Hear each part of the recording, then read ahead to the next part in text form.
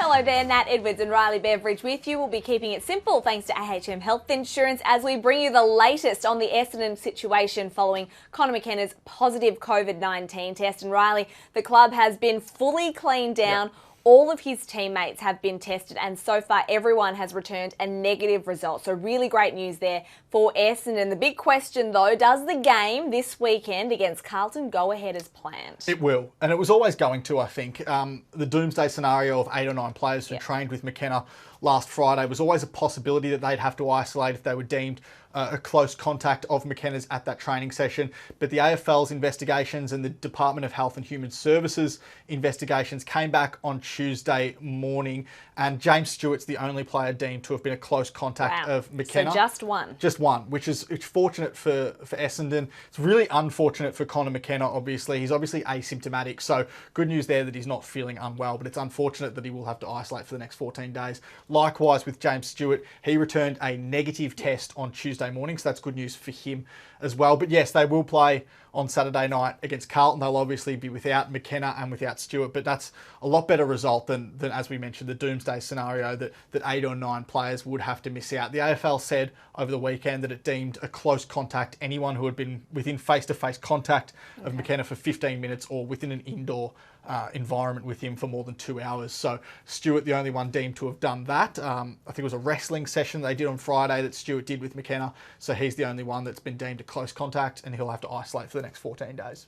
Now, just to be clear, they're still, I guess, trying to work out where he might have picked this up from, because he did go back to Ireland during the shutdown. Yeah. During the break, he came back, he served that 2-week, 14-day mandatory quarantine period and then returned 5 negative tests. Yeah. So he'd been out and about, but not breaking protocol rules. Not as we know. So obviously it didn't come from Ireland. He didn't contract it overseas. You mentioned there with the 5 negative tests. The timeline is a bit strange. So he was tested on Wednesday, returned a negative test on Friday morning, came in, did the session, the full training session with Essendon on Friday, was tested prior to that. Yep. An irregularity was the result of that test on Friday morning, came into the club on Saturday. Because of the irregularity, he had to get tested again, and then that test came back positive on Saturday afternoon, or late Saturday morning, sorry. So by Saturday afternoon, we knew that he was positive to COVID-19. So that's the timeline of events. The Essendon then spent the entire weekend with the AFL and the DHHS, as we mentioned,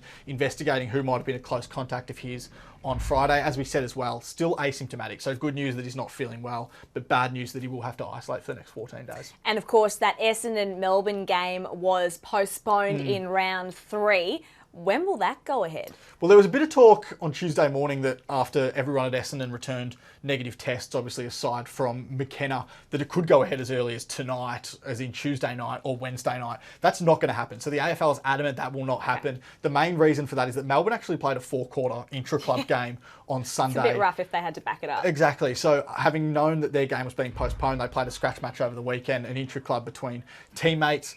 They couldn't be asked to play again 48 hours later. So that'll be later in the season. As things stand at the moment, Essendon's next game will be against Carlton on Saturday night. They'll then likely play Collingwood Friday night the week after that. So that's a 6-day turnaround. So I doubt it will be in between those 2 games. It'll be later in the season. So it'll be anywhere between round 5 and round 17. That's when that game will be played. So as a result of what has happened at the Bombers now, the AFL has moved to change the training protocols. Make it simple for us, Riley. What can and can't they do? Well, they were allowed to do contact training with their entire squad. So as many players they had on their list were allowed to do match simulation drills at training. That's now not the case. You can't do that for at least the next 4 weeks. There'll be no full contact training within the whole squad. Contact training's been reduced to groups of 9 or less. Right. So that's the only groups that will be able to make contact with each other.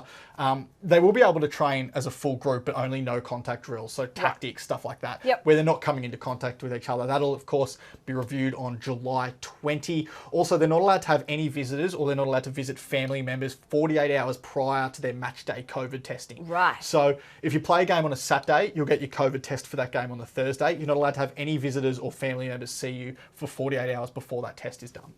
Well, there you have it. Footy made simple thanks to AHM Health Insurance. Make sure you keep clicking back to afl.com.au and the AFL Live official app for all of your footy news.